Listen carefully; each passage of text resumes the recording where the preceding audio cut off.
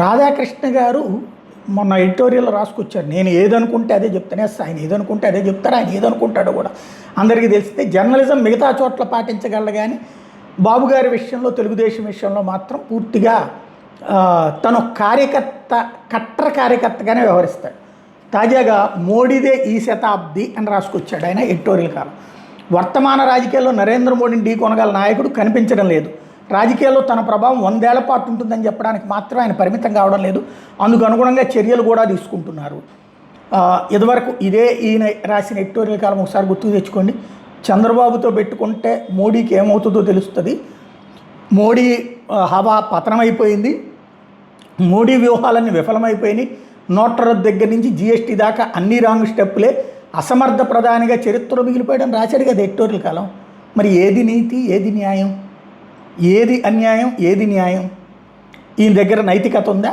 Number 1. Number 2, ఎన్నికల తర్వాత నితీష్తో ముఖ్యమంత్రి పదవికి రాజీనామా చేయించాలన్నది ఎన్నికలకు ముందే కుదుర్చుకున్న అవగాహన. వయోభారం, అనారోగ్యంగానే ముఖ్యమంత్రి పదవిని తప్పుకోవడానికి నితీష్ కూడా అంగీకరించారు. అయితే ఈ పరిణామాన్ని దృష్టిలో పెట్టుకుని ఆంధ్రప్రదేశ్లో ముఖ్యమంత్రి చంద్రబాబు కూడా జాతీయ రాజకీయాలకు వెళ్తారని, ఉప ప్రధాని అవుతారని ప్రచారం చేశారు. ఎవరు ప్రచారం చేశారు? డిబేట్ చేసింది వీళ్ళ ఛానల్లోనే. వీళ్ళ ఛానల్ చేసిన డిబేట్ని ఎవడి మీద ఎందుకు దోస్తాడు? కనీసం సాక్షి వాడు రాయని కూడా రాయలేదు. అది పోనీ వైసీపీ వాళ్ళు కూడా ఎక్కడ మాట్లాడలేదే. అది మాట్లాడిందే మీరు. మళ్ళీ ఈయన ఎవడో ప్రచారం చేశారని ఈయన తప్పుడు ప్రచారం చేస్తున్నారు. అదొక వింత. లోకేష్ ముఖ్యమంత్రి అవుతారని కూడా ప్రచారం చేస్తే ఈ ప్రచారంలో వాస్తవం లేదని తేలిపోతుంది. లోకేష్ సీఎం అన్నటువంటి ప్రచారం చేసింది కూడా నీ పేపరే. నీ పేపర్ రాసిన వార్త నువ్వే గణించుకుంటావు.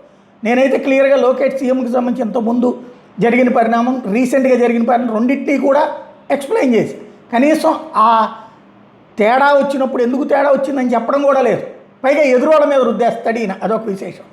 జమిలీ ఎన్నికల నిర్వహణకు ఏర్పాట్లు చేస్తున్న ప్రధాని నరేంద్ర మోడీ పనిలో పనిగా వచ్చే ఎన్నికల నాటికి పార్లమెంటు స్థానాల సంఖ్య పెంచడంతో పాటు మహిళలకు 3వ వంతు రిజర్వేషన్లు కల్పించే దిశగా కూడా చర్యలు తీసుకుంటున్నారు. పార్లమెంటు స్థానాల సంఖ్యను 33% వరకు పెంచబోతున్నారు.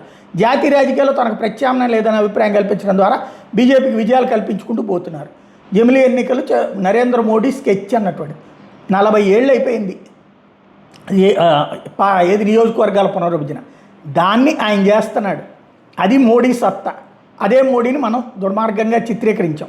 ఇకపోతే అసెంబ్లీ నియోజకవర్గాల పునర్వ్యవస్థీకరణ జరగబోతున్నందున అది అధికారంలో ఉన్న పార్టీలకు ఎంతో కొంత లాభిస్తుంది. 2009 ఎన్నికలకు ముందు ఉన్న ఉమ్మడి ఆంధ్రప్రదేశ్లో అసెంబ్లీ నియోజకవర్గాలను పునర్వ్యవస్థీకరించారు.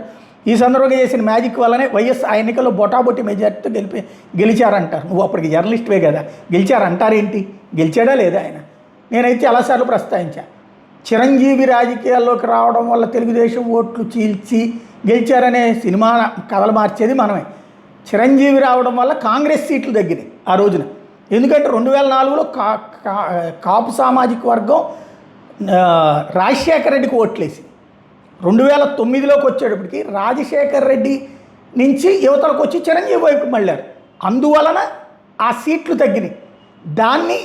దాంతోపాటు నియోజకవర్గాల పునర్విభజన కూడా ఖచ్చితంగా ప్రయోజనం. ఇందులో మనం కొంతే రాస్తాం. అదే జనరలిజం.